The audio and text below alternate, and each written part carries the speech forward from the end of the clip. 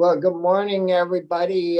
Good to see you again. It's Wednesday morning, April 28th, and this is the Senate Agricultural Committee meeting. And we have all members present, along with our legal counsel, Michael O'Grady, and we have Caroline Gordon from rural Vermont that was in contact with me in regards to our miscellaneous ag bill, I believe it is, and the idea that we put forth was to double the numbers, the on-farm slaughter proposal, and add I believe it's Iowa section to the bill. And is that what you'd like to comment on, Caroline? Morning, Senator. Yes, that's what I would like to comment on. Well, we'd be glad to hear from you. Awesome.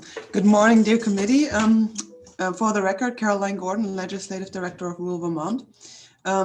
So this attempt of the committee to pick up an increase of allowances for on-farm slaughter is something that Rural Vermont has advocated for since the beginning of the pandemic last session, when we noticed a significant uptick in local meat production and local meat consumption as well, which led to many homestead scale producers of basically exploring their potential to grow more livestock, and then on the other hand, facing the devastating issues we have frequently here annually in meat processing, what we call the bottlenecks in meat processing, which were tightened in the course of the pandemic to a degree that now we see slaughter facilities even booking into 2 years ahead into 2022. Small scale producers, or as I said, new commercial producers that just get into the market and into sales have issues, especially with small ruminants. So when it's about not pigs and cows, but when it's about sheep and goats, to even get a slot in a slaughter facility to have their animals processed. It's rather, with this bottleneck, what is created in the slaughterhouses is basically a tight competition about when you have an available slot in a facility to have your animals processed.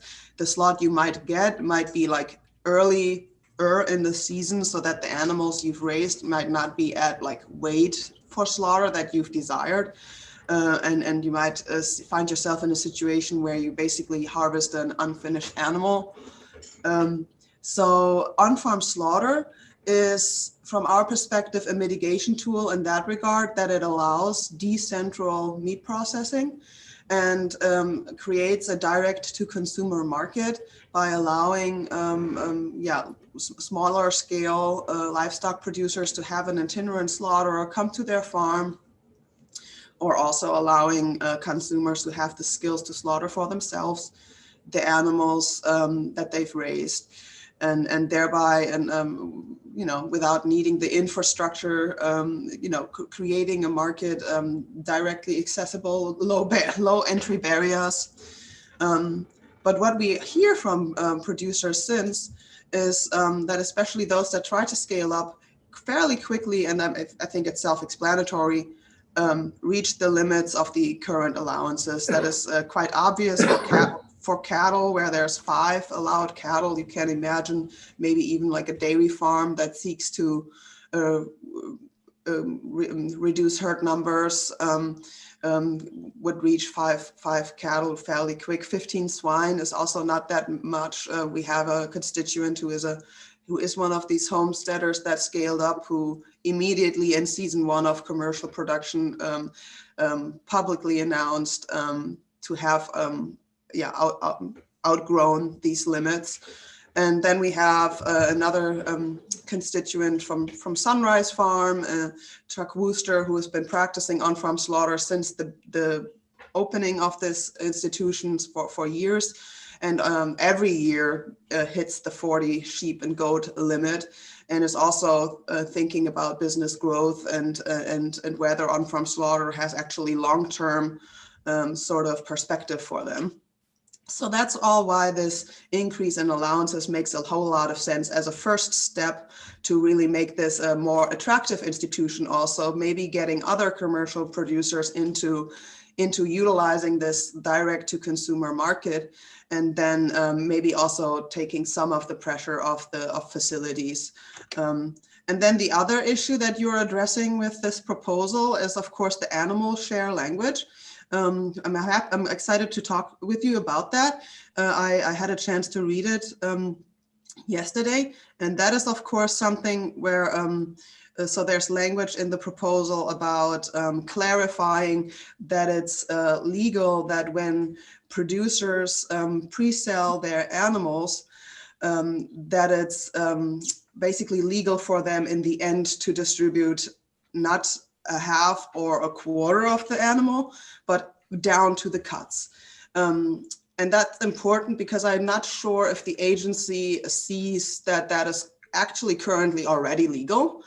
So I think clarifying language would help producers to see that it's currently, or with this even more so in statute, a legal practice to organize for CSAs with animal shares. Rule of Vermont thinks that is already legal. Why? Because we have something called freedom of contract, and what the on-farm slaughter law basically does is to prescribe a CSA model, because it is legally the case that in on-farm slaughter, to get into it, you would sell a living animal, but then the fulfilling the contract, which would mean to like hand over that meat from that animal, is delayed and is much later in the process. Once the animal has been slaughtered on the farm, the farmer brings the carcasses.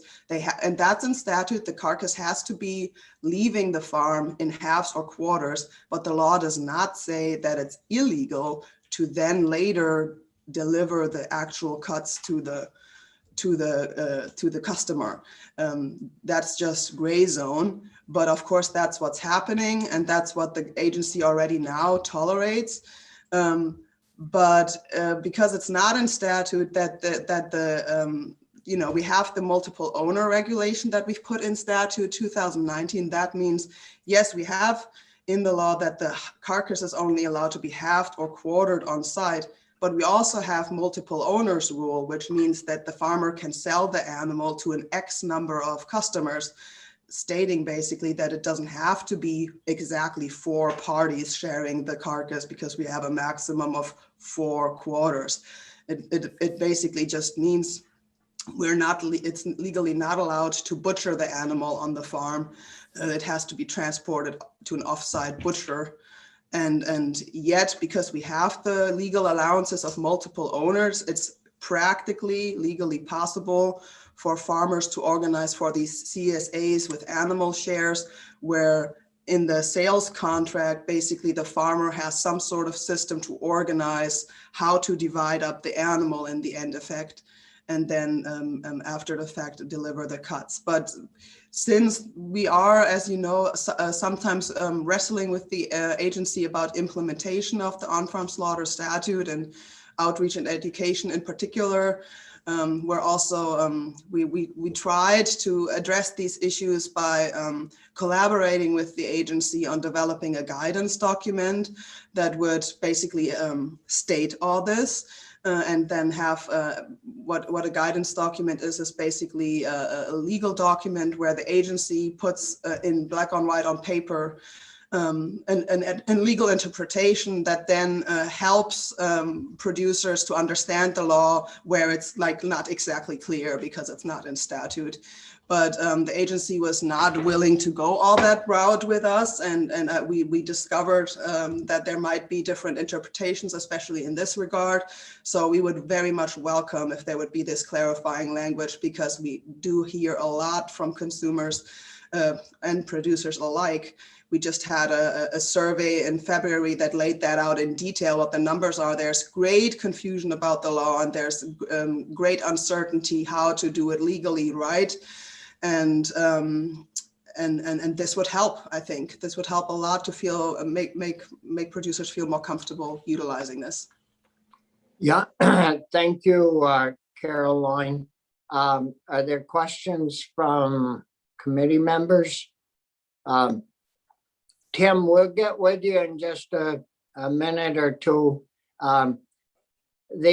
Caroline, one thing we heard from the agency is that our people that are doing on-farm slaughter are not registering in with the agency, and I don't know how we're going to get that across to these people that, you know, they wanted the ability to do on-farm slaughter. We gave them that ability, and now they aren't holding up their end of the deal of registering in, and you know, we've got to change that somehow. We've got to get these folks willing and get a phone number and let them put it on the wall, paint it on the wall or something, so they see and they remember to call in and get registered. Absolutely.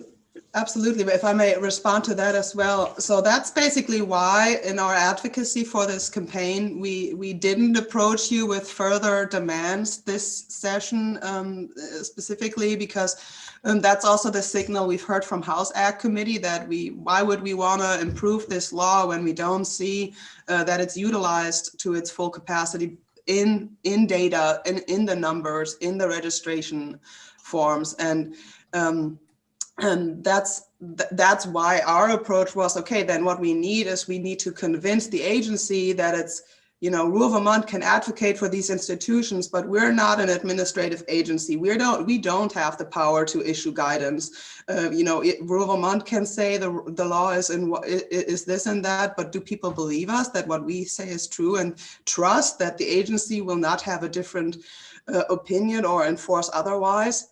That's not the case. So our strategy was we need to convince the agency to issue guidance on this issue as well as on raw milk, actually, so that there is more of a confidence in the producer segment to utilize this appropriately. And the agency is currently doing no outreach and education on either of these issues, so that there's also from that kind of outreach leverage that the agency has to a much higher degree than we do. When there's nothing happening, then it's, I think that's the reflection we see when there's no registrations and reports, when the agency doesn't, like, just lets the on-farm slaughter law linger somewhere in statute, but is not actively doing something to administer, promote, and you know, get the word out about this, then it's of course no question why there's no forms. And I must also say that this is of course a practice, on-farm slaughter, that has been part of Vermonters' culture and heritage far beyond what we created with this law. That it was practiced way before then, and that's what it's kind of this culture is still part of what is now in statute as the on-farm slaughter law. And then beyond that, we also have a confusion about the terminology itself, because when Rural Vermont says on-farm slaughter, all we mean is the personal use exemption that we are talking about amending here in the statute, about when producers sell a live animal to customers for slaughtering for their consumption. But indeed, the agency uses the term interchangeably with the two other personal use exemptions, which is also that farmers are allowed to slaughter for their own personal use, so they can slaughter their own animals for the consumption of themselves, their employees, non-paying guests, as well as for the personal use exemption that is called the custom slaughter exemption, when you have a slaughter facility where the farmers are also then allowed to slaughter for their animals. So there's indeed 3 different personal use exemptions in law, and the agency uses the term on-farm slaughter for all 3 of them. And so many producers, you know, slaughter for themselves an animal, sell part of it, share part of it with their neighbors and their family, and are constantly in the feeling we're actually doing something illegal. uh, because we're not quite sure which of these 3 exemptions we're actually utilizing right now. And there's like no outreach and education from the administrative agency about it. And then I just had a call yesterday with a constituent, not a rural Vermont member, but who had a question about the law and what if she's doing it correctly, because she's like, I want to advertise my practice. I can't live with this feeling of not knowing if I'm doing it legally correct or not anymore, because I want to feel comfortable advertising that I'm doing it. And that's why this work is so important.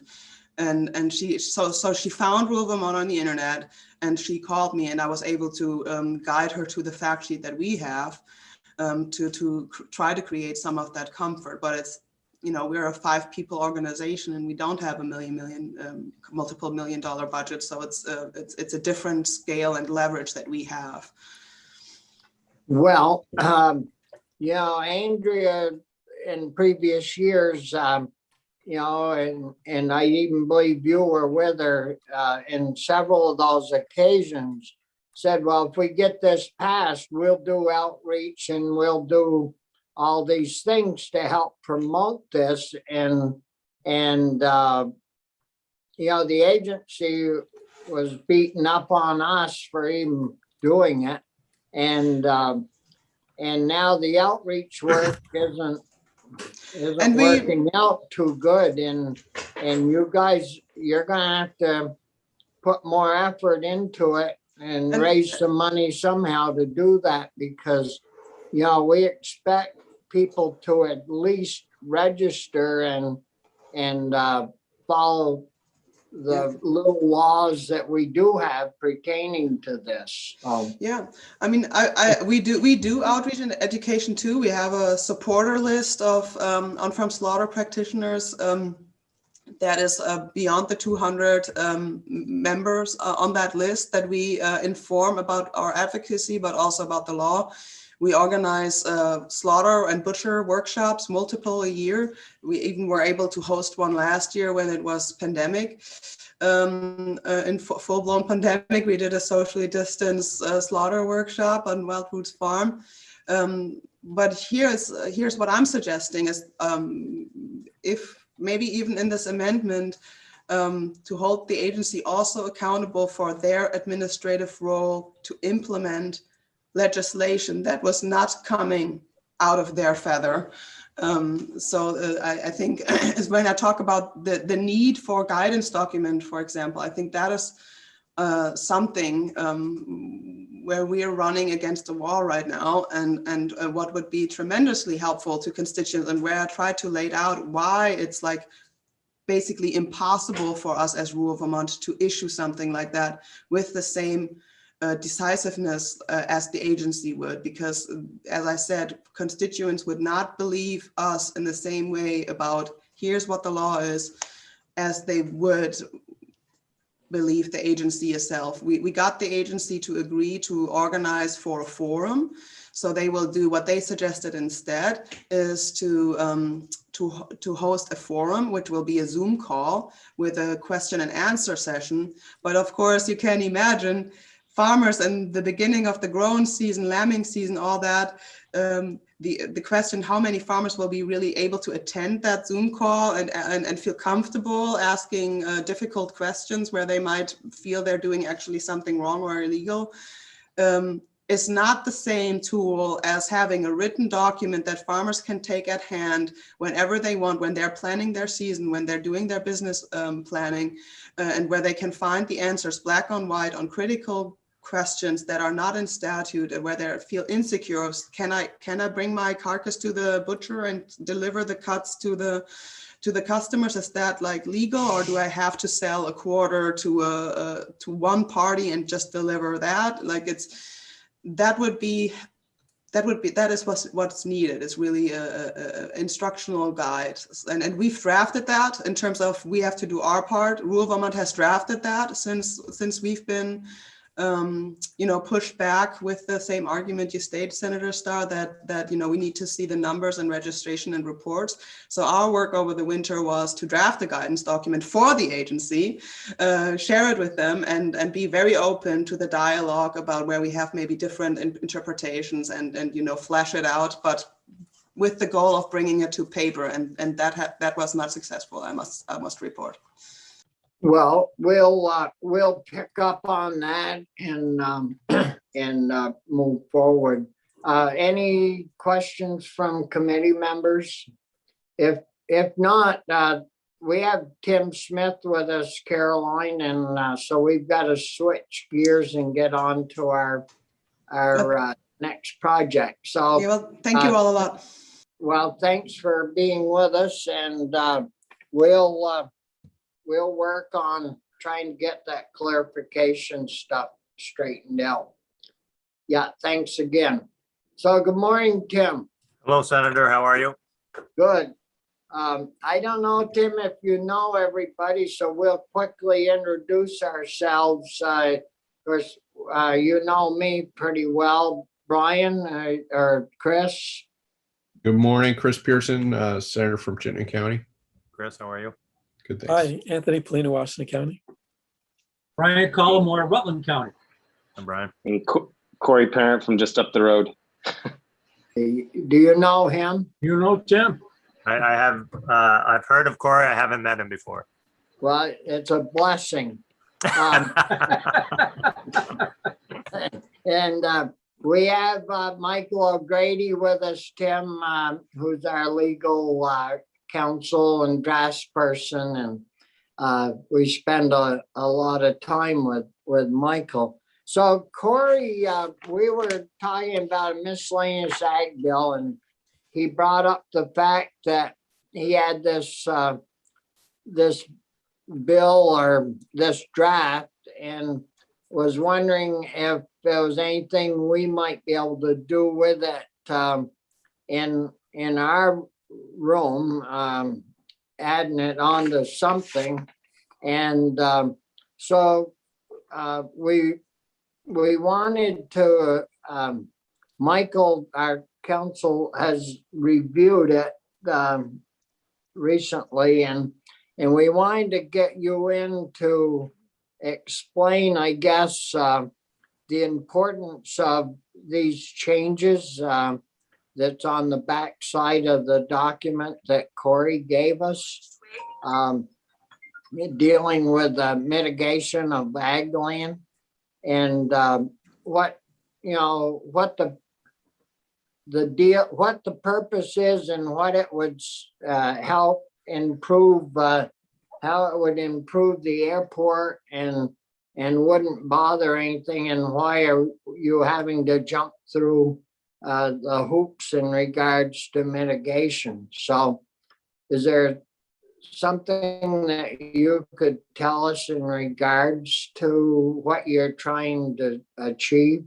Sure, I can, Senator, I can give an overview. I would preface that I'm definitely not the expert on this. I tried to get the project's engineer to get on board to share his thoughts as well, but he was tied up. But I would, it may require that maybe he gets on another day just to clarify some of your questions, because I don't know that I'll have all the answers, but I can give you the overview. And each of you, I think Linda shared with you an email with some attachments on it. And I would just ask, let's see here. If you go to the attachment that is listed as Airport Subdivision 2018 and open that up, that will help give an overview of what we're going to be talking about here. So let me back up and give the big picture while you pull that up. And the big picture basically is that the state airport located in Highgate, Vermont, has a lot of opportunity for economic development, and the town of Highgate is moving forward. This is one of those scenarios that encompasses actually the state, a local municipality, and a private developer. And I'm not sure if everyone on the committee would agree, but what we have found, at least here in St. Albans, is that the key to some strong economic development is that public-private partnership. We have found that relative to our TIF here in St. Albans and within our other aspects of our local economy, which despite COVID continues to do fairly well. But in this project, and some of you may be familiar with it, so bear with me for a second, but the project, the existing airport now, which is going to be going through a runway expansion, does not have water and sewer, so it's basically on site. What the proposed plan is that Highgate, in conjunction with the village of Swanton, will run water and sewer up Route 78 and down the state road to the airport to benefit the airport, but also it would benefit a private developer, Jim Harrison, who's looking at converting a used sand pit into an industrial park. His vision is to have 7 or 8 buildings within that industrial park, especially if he can access municipal water and sewer. What we've experienced here in Franklin County is that, and just even over the last year for COVID, I've had probably 8 to 10 inquiries for businesses looking to locate to the area in need of space. And basically what happens is we have no vacant manufacturing or industrial space in Franklin County. It is all occupied. The calls that I have received range from 5,000 and 12,000 square foot requirements to 50,000 square feet requirements. So the need is there. We definitely benefit from our close proximity to the Canadian border. There's no doubt about that. But if we do not have space, then it's going to be difficult to recruit new business. Some of you might be asking yourself, well, why do we want more space if we cannot actually find, as many of you are aware of, that the workforce, limitations on the workforce is hindering a lot of businesses filling jobs and whatnot. If Franklin County had a saving grace, the saving grace is that we put 10,000 people on the interstate to head south to Chittenden and Washington counties and even Lamoille County to go to work. And we feel that if we can have more job offerings here, we could keep those individuals from getting on the interstate and traveling, and hopefully work closer to home. And all of you know, if you work in your community, it's probably more likely you're going to be active in that community. So what you have before you, and if you look at the top of the page, you'll see some horizontal lines going through. And if you look just beneath that, you'll see 15 squares. Those represent hangars for the airport. What the big picture is that the airport would like, that's part of the former sand pit. The airport has proposed doing a land swap, that parcel from the private developer. And then if you scroll down to the lower part of the page, you'll see another section of horizontal lines. So they would do a land swap, that land with the 4 buildings on it, for the land with the sort of 15 hangars outlined on the site. Where the one of the hangups comes into play is that initially when the sand pit was constructed, they paid a mitigation fee on that. So that the ag mitigation has been paid on that. The land that the developer would receive from the airport has not, what it would be required that they do pay ag mitigation for that. So the owner would ultimately be swapping mitigated land for unmitigated land, which would only add to his cost. The expectation is he would mitigate that property prior to the swap. Part of the discussion is if it's airport property, it's probably not going to be utilized, and it all depends what your definition of the purpose of mitigation. But it will never be utilized for ag if it's on the airport property and if it's going to be developed at some point. But that's a discussion in a nutshell, sort of from the 30,000 foot level. There are some discussions relative to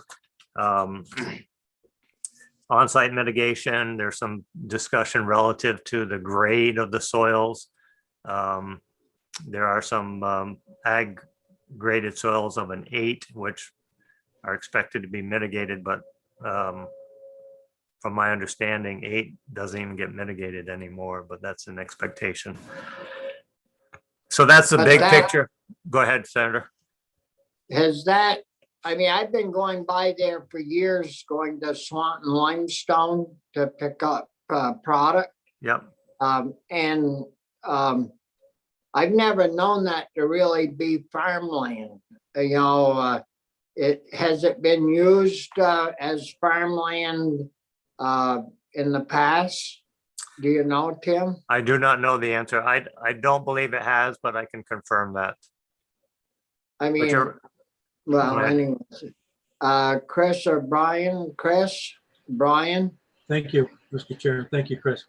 So I just had a couple questions, Tim.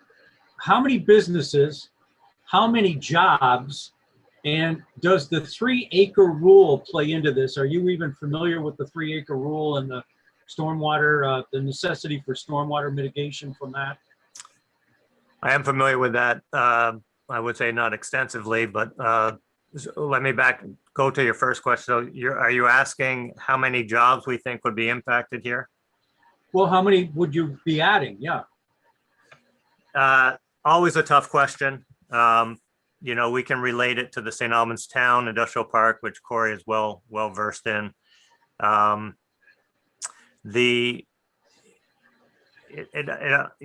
don't feel comfortable giving a number, only because it all depends what you recruit to go into that business. So as you know, I mean, if warehousing would be minimal. But if you had a manufacturer like a Vermont Precision Tools, that's 250 jobs. So the trick is, if they do not get the water and sewer, then the focus will probably be manufacturing, because they don't have the infrastructure to have a strong water sewer impact. So the job creation would be much less, even though the building may be the same size or larger. Our focus on getting the water and sewer to that site is to generate manufacturing and not warehousing. So that would be our hope. If we look at the St. Albans Town Industrial Park, 8 businesses, approximately 1,500 jobs right now. We are fortunate enough to have quality businesses like Ben & Jerry's, Superior Technical Ceramics, Barry Callebaut, and others. So I think that's a best case scenario, would be 1,500 for sure. On the low end, maybe 300 or 400. Okay. Once it's all built out. Yeah, and and I understand the difficulty in trying to pin a number on it. I appreciate that. What about the 3-acre piece? And you're talking relative to the stormwater? Yes. Yeah, so and tell me if I'm off base here, but my perception is that because this is a sand pit, the stormwater piece would not be difficult in terms of recharging groundwater, depending what the engineering plans would be. But there is available land to accommodate that stormwater infrastructure as well. Thank you. Chris? So if I'm right, the ask here is to forgive the ag mitigation charge. Do I have that right? Exactly right. What, just to help us understand, what is that? Like, give us a ballpark of that cost. Oh, can I get back to you with that, Chris? Can I shoot you an email? Sure. I'll follow up on that, but there is potential. There is potential for, and I think someone's probably going to call me out on this, but I think the current rate is 3,000, an acre on the mitigation, maybe 3,500. And in some situations, depending on the grade of the soil, it could be a 3-to-1 mitigation, but let me get the total cost and I'll email that to Corey to share. Yeah, just a ballpark would be Yep. helpful from my Okay. understanding. Would it be helpful to Chris to have what was already paid on the sand pit so it could be traded off or reduced off from? Well, it would be helpful to know if that's a factor. I mean, you don't have to pay for mitigation twice, I would imagine, but helping us understand the full picture and the financial picture if we're really, and maybe Michael could remind me where those fees get deposited.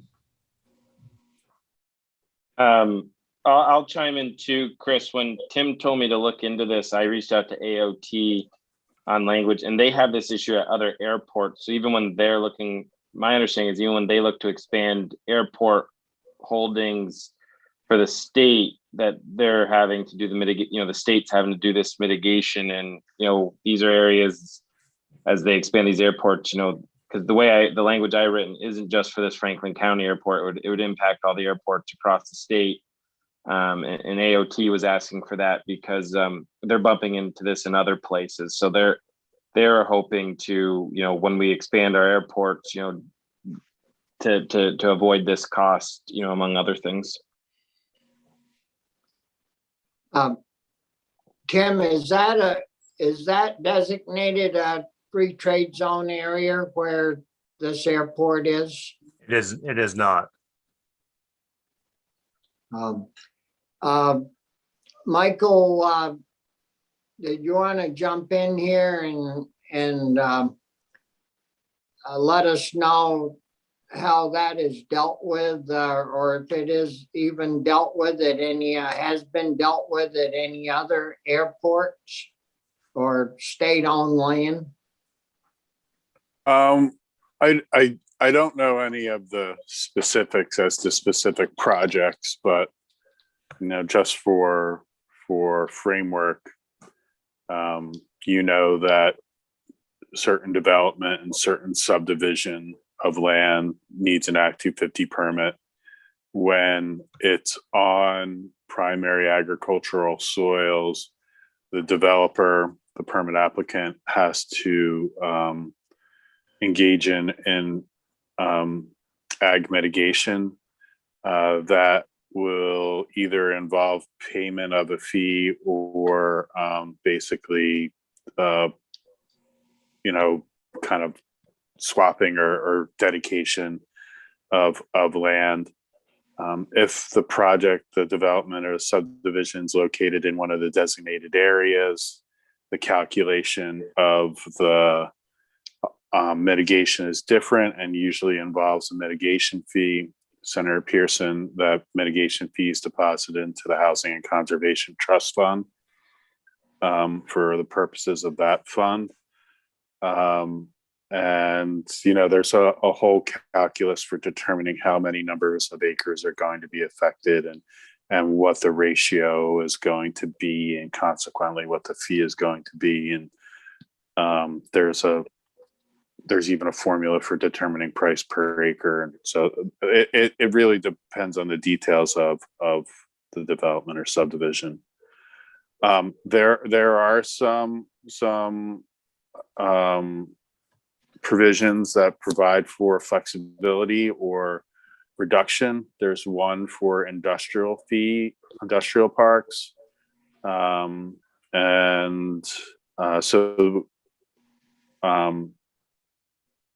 Basically what that is to provide context that there has been efforts before to address certain areas where mitigation is required and to provide different criteria. Is that considered an industrial park there, Tim or Corey? We went around on that, Senator. I believe the town did do some homework as to what the the definition of industrial park is, and it does fit that, even though it may not be officially designated as one yet, but it does fit the criteria for an industrial park. And I think the other piece too is some of this land swap is, it's hard because it's an airport. So how are we classifying airports as industrial or just as airports? And I think most of the time we just consider them airports. So I don't think we've really addressed this issue, and like we have with the industrial parks. So I think that's why we create this confusion, if you will, in the application of it all. And so Chris? what, so from 3,000, where does the fee go to for industrial park land, Michael? Do you know that? It goes in the same place. No, but I mean, the fee itself from $3,000 to, Again- In Vermont, probably to 5, Chris. We don't want to put anybody to I work. actually believe it's a reduction in fee. I'd be surprised. I'm Senator just Pierce, pulling the chain. it depends on the details of the project. This is what the fee would be. Shall be allowed to pay a mitigation fee computed according to the provisions in one of this subsection, except that it shall be entitled to a ratio of 1-to-1 protected areas to acres of affected primary agricultural soil. All right, so then you had to go back to subdivision 1 and figure out what the fee is there, and it's not a dollar amount. First, you have to figure out if it's in a designated area. And then you have to determine the number of acres that are primary ag soils. And then you multiply the number of affected acres of primary ag soils by a factor resulting in a ratio established as follows. For development or subdivision within a designated area described in the subdivision, the ratio shall be 1-to-1. For residential construction that has a density of at least 8 units of housing, you don't really want me to go on with this, I don't think. So it really depends on the details of the development or the subdivision in order to give you that dollar amount. But okay, so it's hard to contemplate the validity of this if we're talking about $70,000 or $700,000 or $7 million. So it sounds to me, if I had a guess, that we would be in the couple $100,000 zone. Is that sort of what we're guessing? Well, how many acres, did we hear how many acres were involved? And did we hear whether it's prime ag? There's a lot of difference between soils. Sandy soils aren't usually prime ag soils. It's a loam type soils that's usually considered prime ag soils. On a dry year, sandy soils aren't worth a dime. Has that been determined, Tim? The type of soil, Senator? Yes. Yeah, so if you go to your email, it has the soil mapping. So Yeah, I have that up. it's a little tough to read. I can't read it. Yeah, if you look So at the best, go ahead. I was gonna say the best, most of it is Missisquoi loamy sand, which eight Okay. acres of it. It looks like it's total 29 acres, Bobby, just roughly. 8.4 acres is ag value 6 Missisquoi loamy sand, and then there's another Missisquoi loamy sand with an ag value of 8, which is another almost 10 acres, and then 11 acres is Windsor loamy fine sand, which is an ag value of 8. So we've got 30 acres of roughly 30 acres of sand that they're looking to do this on. From what I understand, I don't think 8s are being mitigated anymore. I'd be curious to. I'm quite sure that's the case. So it's not, so there must be then more than just the cost here, because it's not actually in the scale of this project I'm not hearing this being a deeply significant cost. I'm assuming an extension like this is in the millions of dollars, right? So well, two questions. One's for Senator Parent. Has transportation looked at this? I mean, this seems like, did they take So your I bill? tried to get it in the T bill, but by the time we got it all squared away, they weren't going to take it. They said I could offer it as an amendment on the floor, which is still an option. But I was thinking to get it in the bill. But transportation support, AOT supports this language, and it's something they'd like to see happen somewhere. So I'm just late in the session looking for a home for it. As I said last week when we were talking about anything that potentially could go in the miscellaneous ag bill, trying to find a home for this language. See, and I don't know how it would fit into our bill for germaneness, if anybody asks that. I know, hey, Michael, how close is this to ag's jurisdiction? Well, ag does have some role in determining primary agricultural soils and reviewing Ag 250 permits on prime ag soils. So, but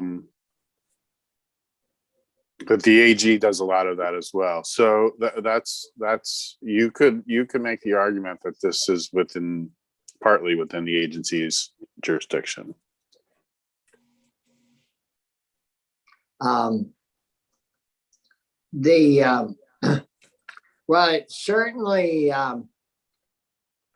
it's certainly, we just lost, I don't know how many jobs there with Coffee Cup Bakery, not that they'd move up to Chittenden County, up to Franklin County to do work, but it's good to have, usually these jobs that come along are pretty decent jobs that pay pretty well for the most part.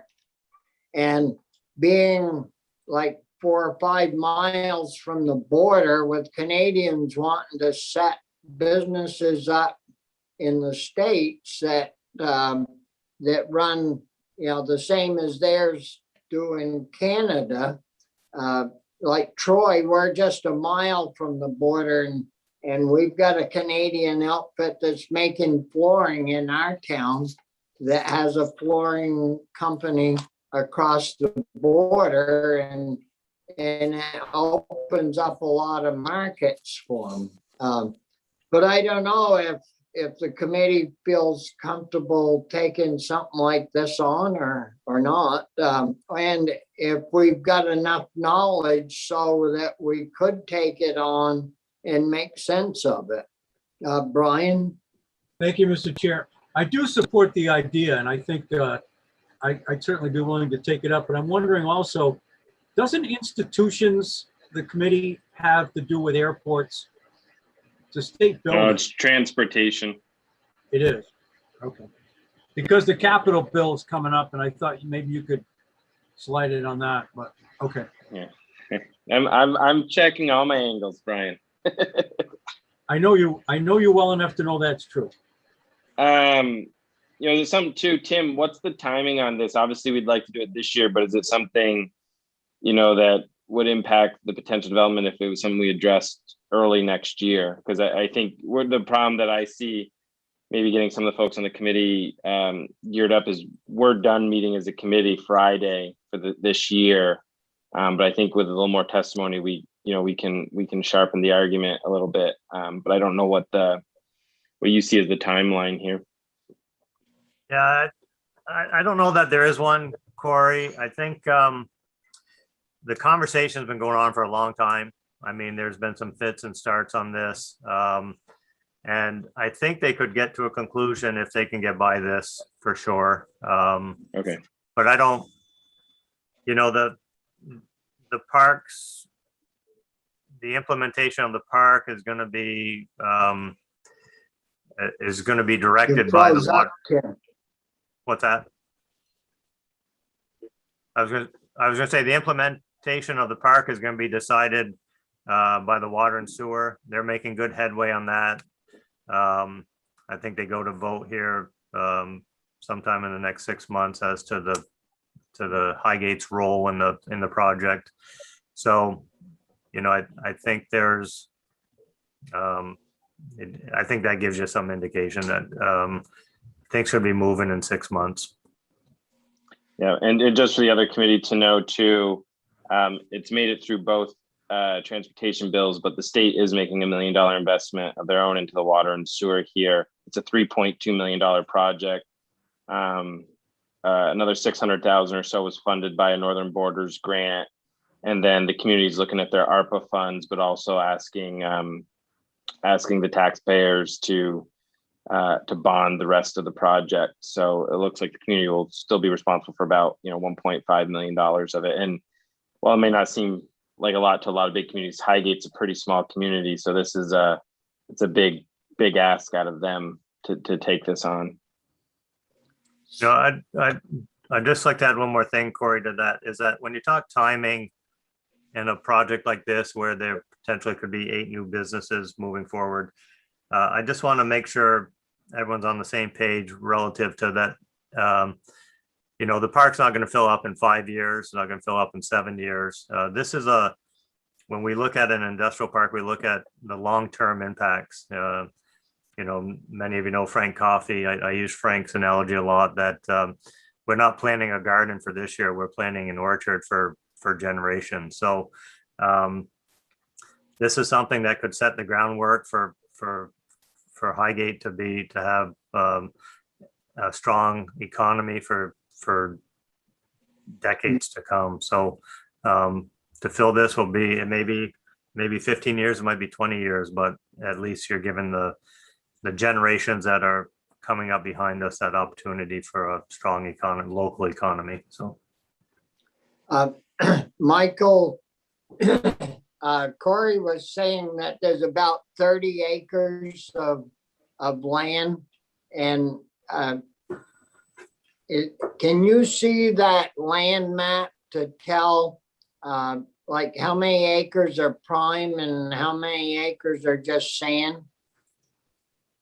Or did you say that, Corey? I said that. So they're different grades of sand. You got about, I'm just pulling up, I think about 18 acres or so of various types of Missisquoi loamy sand, which ranges from 6 to 8 for ag value. And then you've got Windsor loamy fine sand, which is about 11 acres. And what is that graded at? What number? An 8. That's also an 8. 8? Yeah, and So, then the piece that I don't know what this means, but with one of them, with the first Missisquoi loamy sand, its prime soil status is statewide, and there's one where it says the prime soil status local, and then there's one that says NPSL. I don't necessarily know what those mean. Michael? I think statewide is 2, right? And local is, well, statewide can be 2 to 5. I don't see a local on the NRCS map. I'll have to look into that. So you think Tim 8 is not even, doesn't qualify for mitigation? it used to, Senator, and from what I understand, it has been eliminated. How do we find that out, Michael? I need to talk to the NRB about that. So that 11 acres, then it's graded an 8's in question. And then we've got 18 acres that are graded be 6, 8. So if you split that and put 9 one way and 9 the other, so you might end up having to pay on 9 acres. Well, and there's another map that I think it's a part of the discussion on C11, which actually has another 50 acres. And I'm actually looking at now, has higher grade soils. So we've got 11s, your 9s, in there. So it looks like, there's potential for more on the project.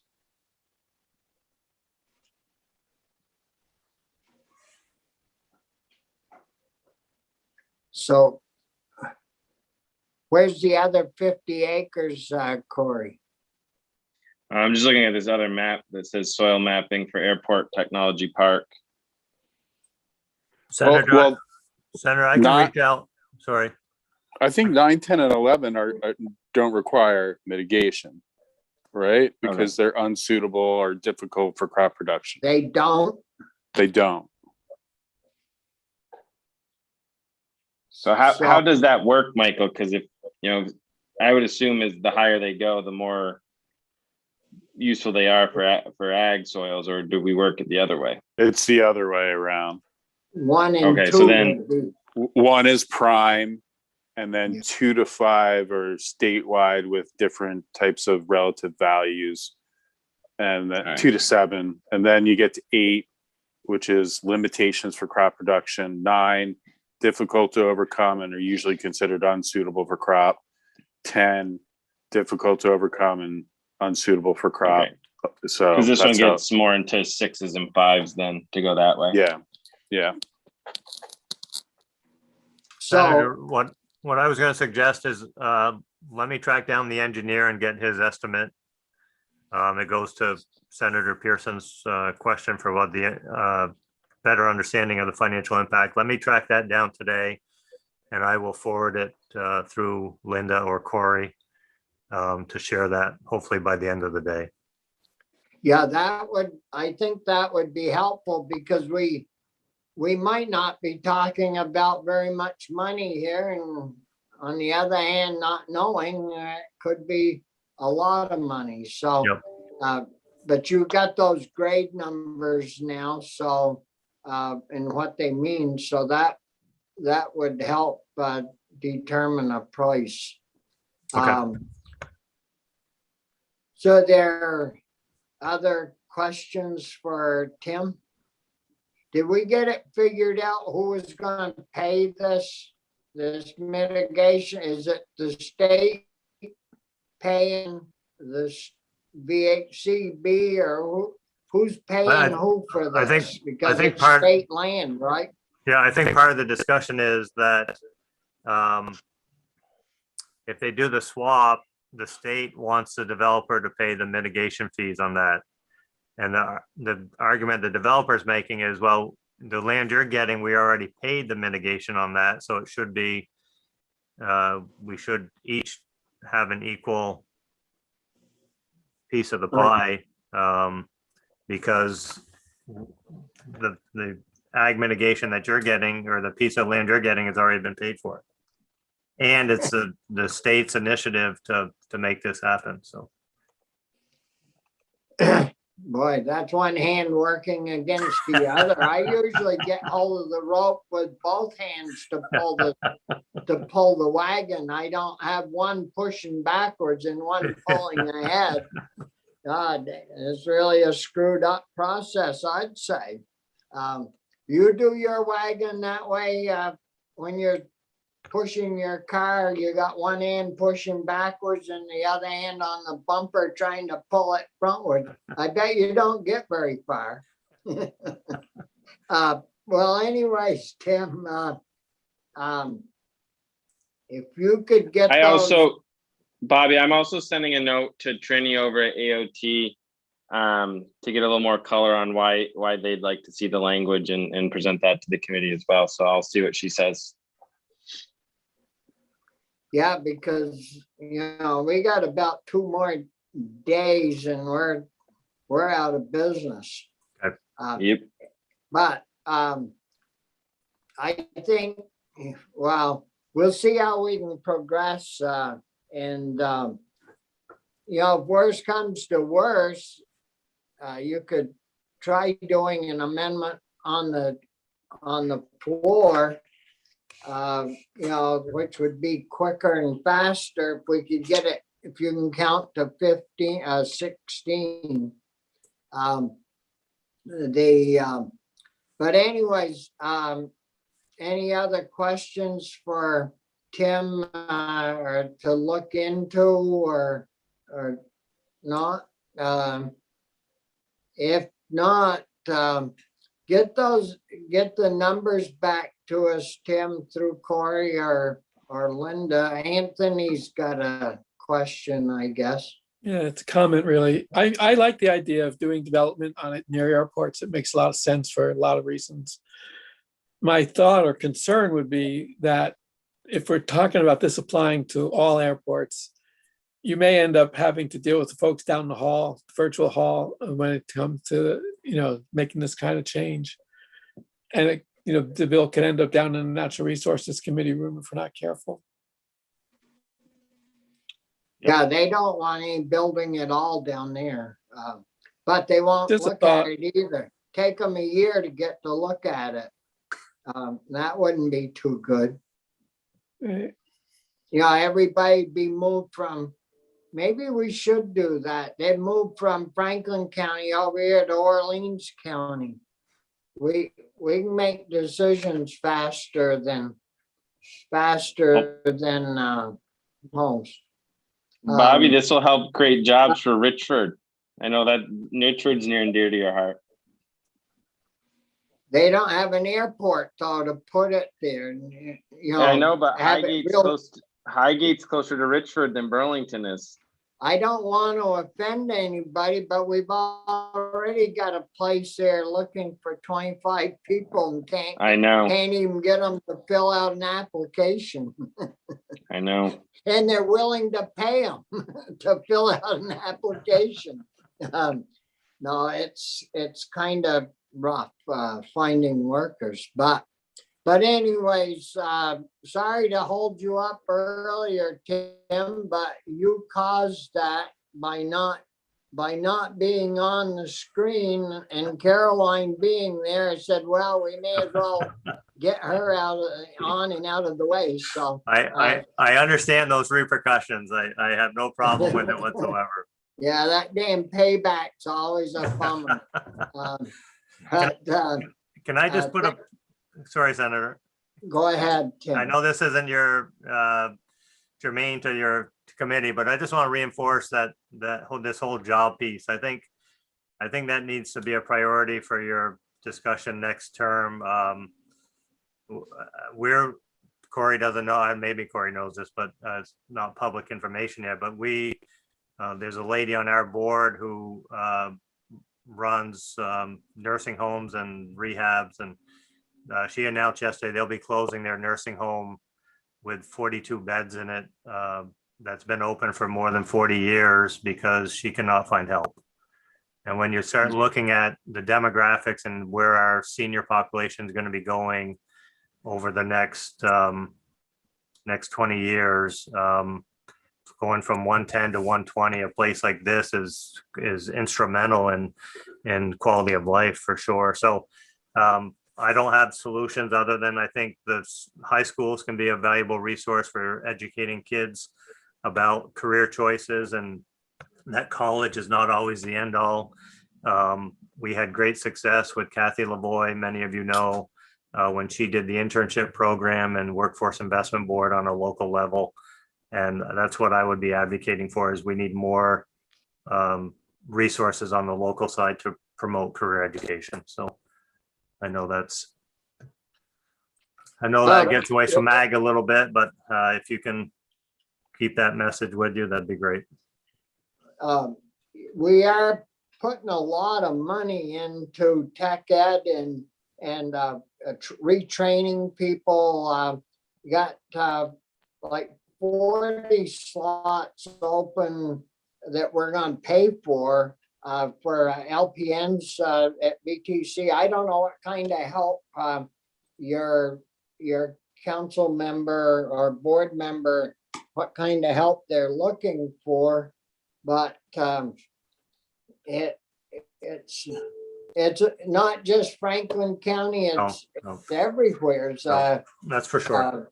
And I don't know if it's because everybody's getting a free lunch, you might say, or if it's strictly because of, we don't have enough people.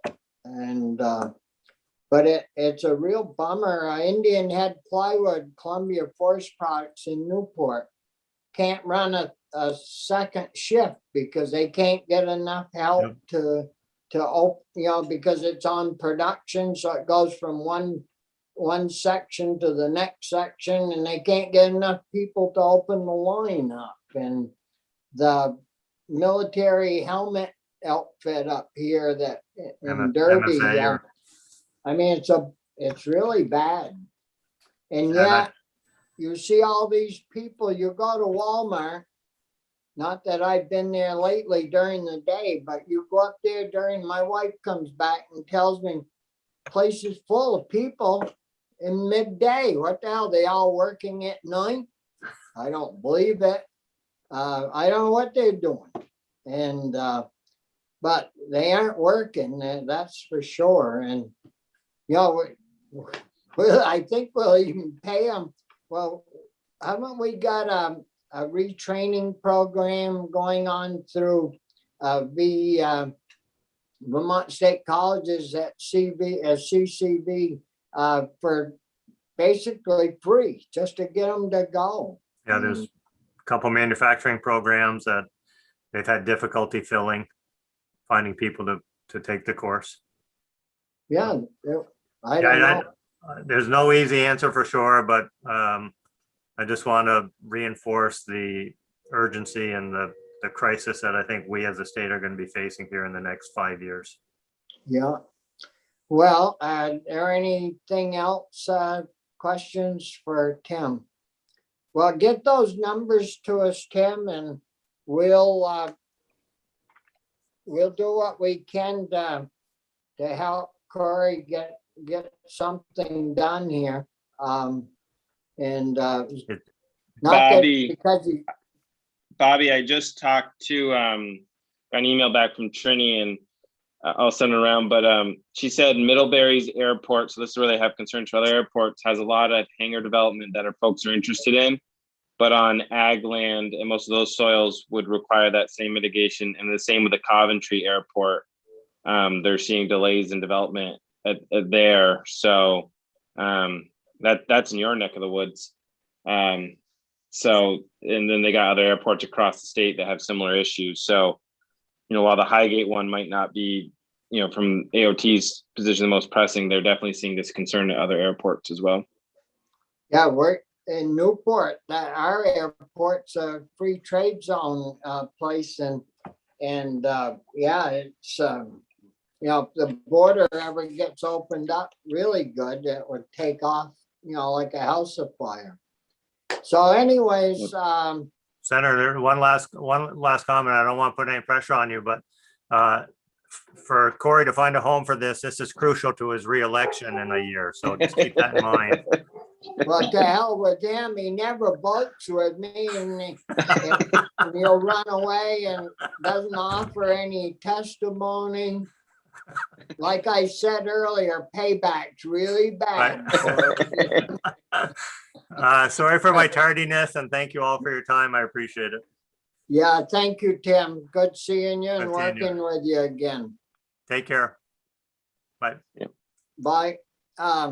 So I don't know where we can go with this, but it sounds like it's a need in several places. That sounds like it should be part of the T-bill next year, since you've got so much support from VTrans. Yep. Yeah, And that's That's why I asked about timing. I mean, I know we're getting tight, but it might be, it's hard when you're not in the building to be able to talk to everyone on the committees with all this stuff, but we'll continue to look for a home for it. Corey, the T-bill is in House Ways and Means, I think, right now. So oh, if there were Chris ever, could add it right on. No. It's on our House. side. The T-bill is we just voted it out of finance yesterday. Oh, okay. Sorry. But if Mazda would go along with that, Corey, could do count the votes and do it right on the floor. I don't know about R5, but I would certainly support it. It sounds like Anthony's kind of open to it, I'm in. and Brian and Chris is still probably in between. You got all that electricity flowing through up there. You could have some good grow facilities in your industrial park by the airport. I don't know. They claim that stuff grows better in heavier soils than that sand. I mean, I've only heard that. I don't know if that's true. I share what Polina said a little bit. I mean, this project seems, although the details are still coming forward, but the blanket policy is a little harder to just feel comfortable with in just a few hours time. So, Well, why don't we do just Coventry and Highgate, seeing they're right on the border? And Well, I think we want to keep Middlebury in there for the chair of natural resources. shit, that wouldn't make a bit of difference. He wouldn't have a clue that was gonna create jobs down that's a there. good project for Corey next year. But Yeah. but I'd hate to, I Yeah, have the I'll talk to project- Maz about it, see what I can do. I know it's harder to amend a bill than it is to try to work something in through the committee process. So I'm just playing around with it. Well, too bad we hadn't gotten going, 3 weeks ago or a month ago, because we could get AOT in and they could have testified and promoted it and talked about potential growth. But it's an ideal place. I know our airport, it's different than yours, Chris. You got houses all around yours and you love it. But up here and over there in Highgate, there's no houses around the airport. They kind of shied away from those wonderful prime housing spots. Well, I'd just say, there's loads of money coming for this kind of infrastructure from the feds, particularly for sewer and water. And that's another consideration. Like if suddenly federal dollars could go help our mitigation fund. Anyway, That would work too. I mean, you get double the whammy then.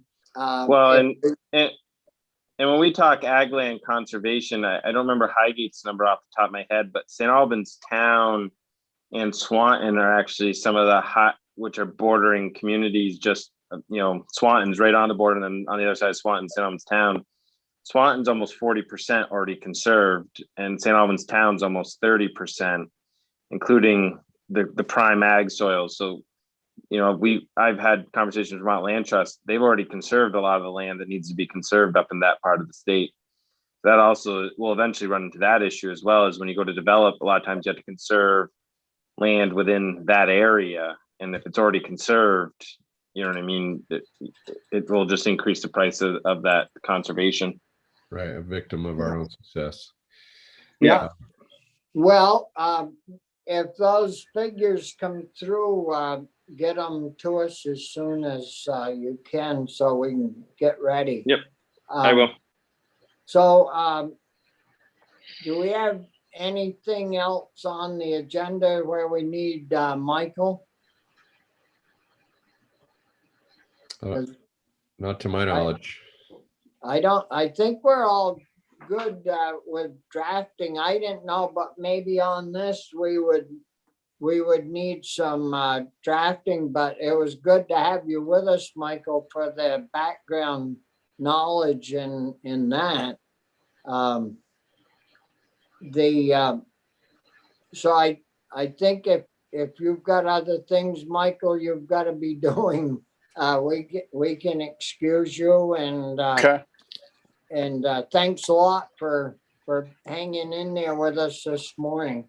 You're welcome. And I'll in case I'm in your committee on Friday, all day Friday.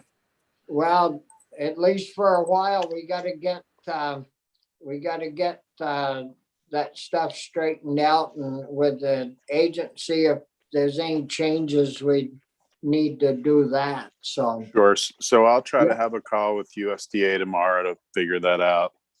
Yeah, And that, I'll let you know whatever I find out. yeah, that would be good, Michael. Okay. So thanks, and we'll Great. talk with you later. Okay, bye. Chris?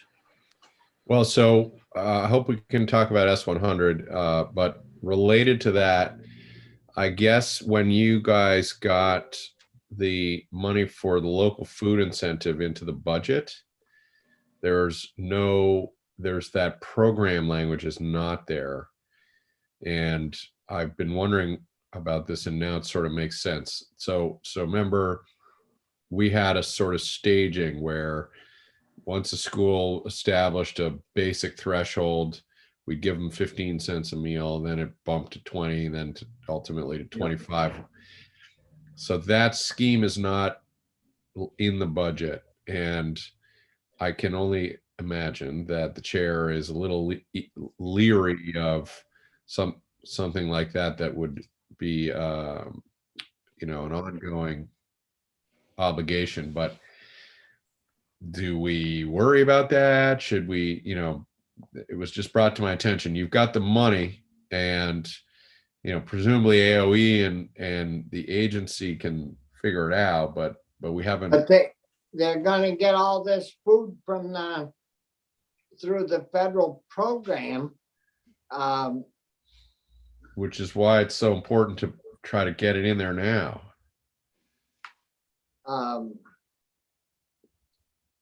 Yeah, that all, I don't know, how, are they set up to even do that part of the program, Yeah, AOE?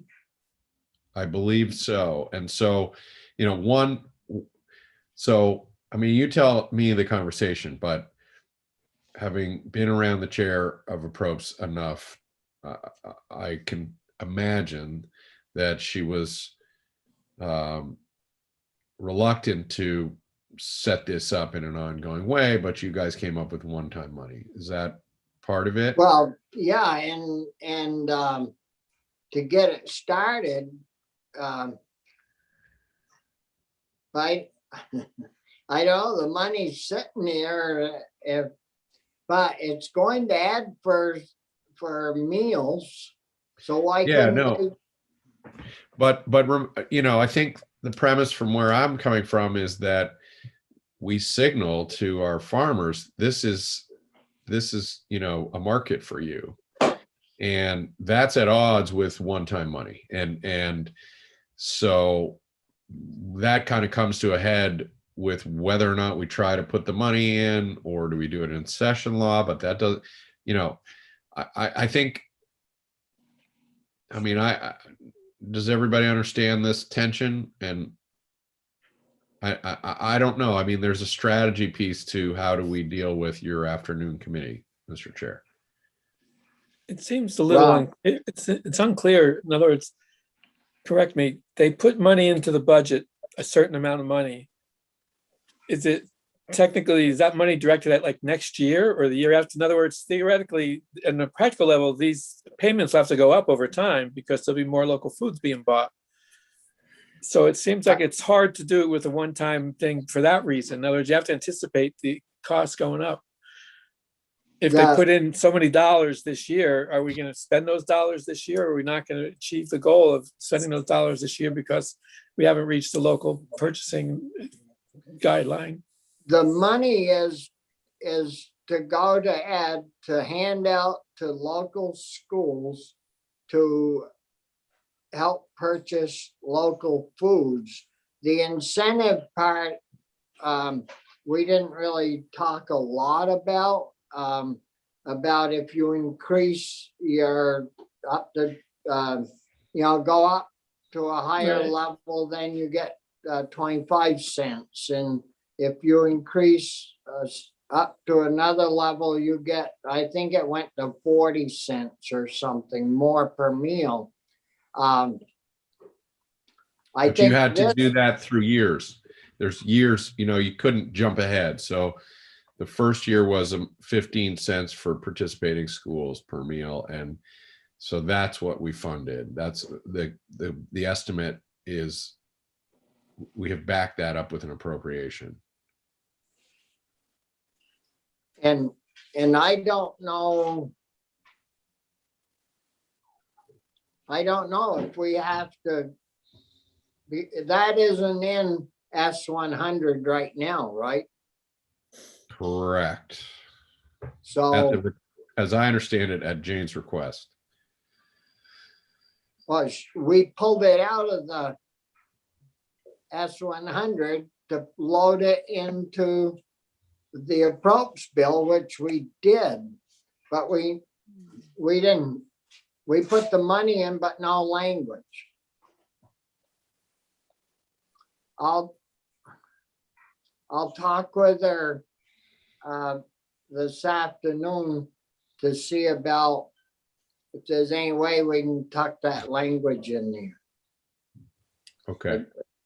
I guess that would be the best way.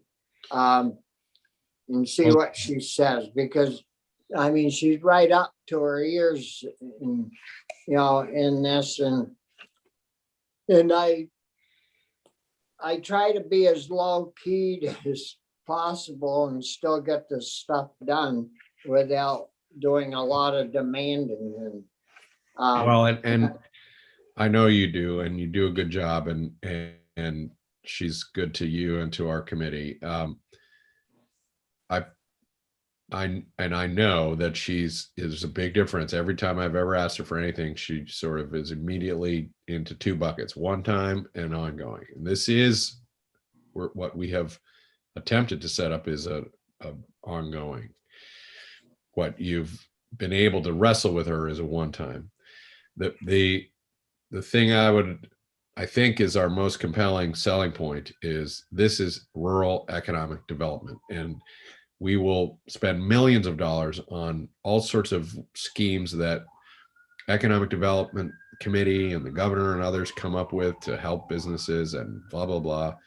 And this one is sitting right in front of us. It's on the table, and it's a really clear, like it's not mushy like the other things. This is put money out the door, support our rural economy. I mean, there's no, there's no, we're actually supporting rich people from Connecticut. There's none of that. It's like, it's guaranteed to flow through the community. So in the sense of it actually does need to be an ongoing thing, perhaps one of the we ways, might get lucky. well, I would argue it's a better investment for our economic development dollars than what some of the stuff we've been doing. And Hell, you know, yeah. so she'll say, well, where are we going to come up with the money? Well, that's what I would argue. we would come up with the money. So anyway, I just deposit that in case that helps. Let me know. That language is already written because it's been in S100 over the months. So it's quite straightforward if we do want to add it. What Stephanie Barrett tells me is you might want to add it to session law because it's in this, but that only gets us part of the way, but it's more than we were a month ago. So what the heck? Well, is that bill going to come out at all? So it'll be on the floor tomorrow or today? Tomorrow the budget's on the floor, Yes, I do. And that sometimes isn't always the best day of the year to pump out other bills. But we'll see how it goes, I guess. And I would expect that we won't have much of a report to give because Brian did a strike-all amendment to our bill. So, and I guess we just report that we support his amendment, the education amendment. So at one point, Senator Collmore and I were divided up the sections. Should we, one or both of us, just talk about the concepts and then just sit down, basically? What do Um, you recommend, Bobby? Yeah, and I would keep it as brief as possible and let it go. And that we reviewed, the committee has reviewed the proposal of amendment from education, and we support moving the bill forward as presented from them. Yeah. Senator But Collmore, is that something you can do just because it's sort of not going to end up being a section by section? I was actually going to ask you, because you would have been the first one up to do it. I was unclear just- too, Chris, whether we're going to go through the whole bill that we passed out only to see it completely evaporate. Yeah, no, we wouldn't. I'm confused about the process. I don't know how we're going to do it. Well, I mean, I don't mind doing it, and I would just talk about the concepts, the problem, the value of this, No. who we Yeah. heard from, and it's been a strong vote in Senate Ag, but the reality is this has taken many turns, and Madam President, I'll turn it over to the Chair of Education for the updated version. Does that something like that? Yeah, I mean, it is. I mean, it's too bad we couldn't get it done, but it would have all blown up anyways with the feds coming through and paying 100%. So I think we'll be fine. All right. Well, if that does that make sense to everybody if we approach it that way? I mean, Yeah. I hate to not have Collmore there, but I will stress the strong support of our full committee. Well, we're he's 5-0, yeah. He's close enough to you. He can reach over and help you stand up if you get to shaking too much on it. Right, Are we right Brian? next to each other? This is where you are on my screen. You're over on this side. We can No, high five.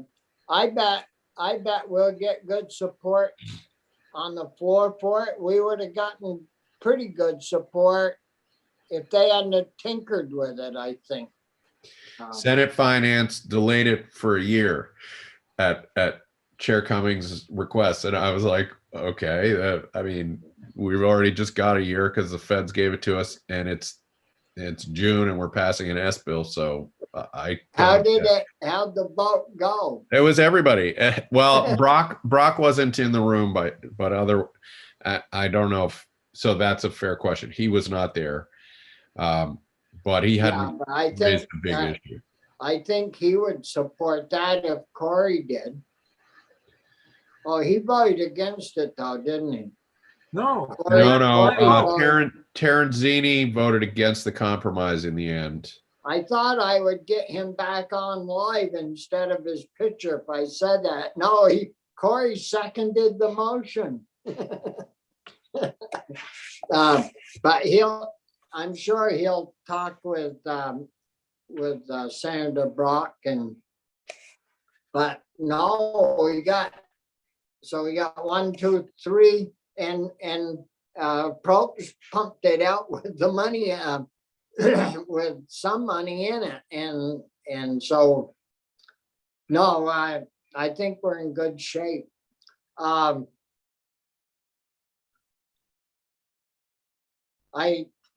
Chris, I was gonna have you do that 420 bill. I don't know if that's okay.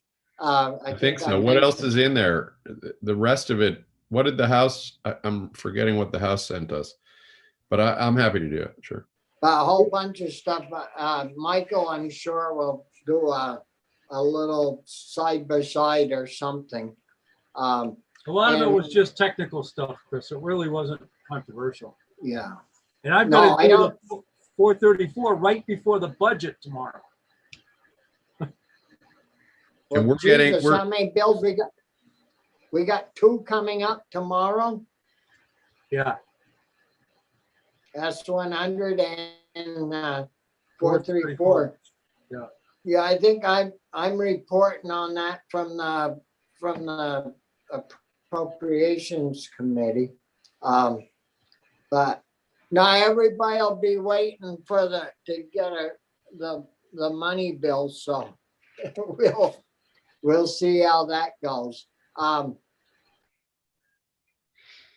Well, I'd like to be able to do something for that mitigation stuff, but boy, it's kind of late in the game, and to get the right people in to testify, I don't know, but think about it. We'll get those numbers from Tim and see what that adds up to, and because that Sandy's soil isn't prime mag soils, and so it might not add up to a heck of a lot of money, and just, won't slow the process down. So anyways, if there isn't anything else, we could meet tomorrow to just finalize stuff, but we can't do actually all of 420 until we hear back from Ag on some stuff they were getting for us. So, I don't know if we need to meet tomorrow. well, not just, we can do that other stuff Friday morning too from Tim. Yep. So unless you guys have something that you want to meet on tomorrow morning, we'll plan not to meet, and if something comes up where you think we should get hold of Linda, and she can send us all an email. Will that work? I'll miss you guys, but Yeah. I hear we may do a caucus of the whole before Yeah. lunch anyway. Yeah, tomorrow to go through the budget and stuff, and We get an hour advance notice. I think it's going to be at 11:30. Then we'll definitely should take Excuse me. tomorrow morning off. An hour and a half. We get Yeah. advance notice, and then we'll vote for $7 billion budget. It's great. Well, I think you can pull it up online now. Yeah, it should be online. But anyways, we'll see you tomorrow sometime, and thanks a lot for hanging in there this morning, and we'll see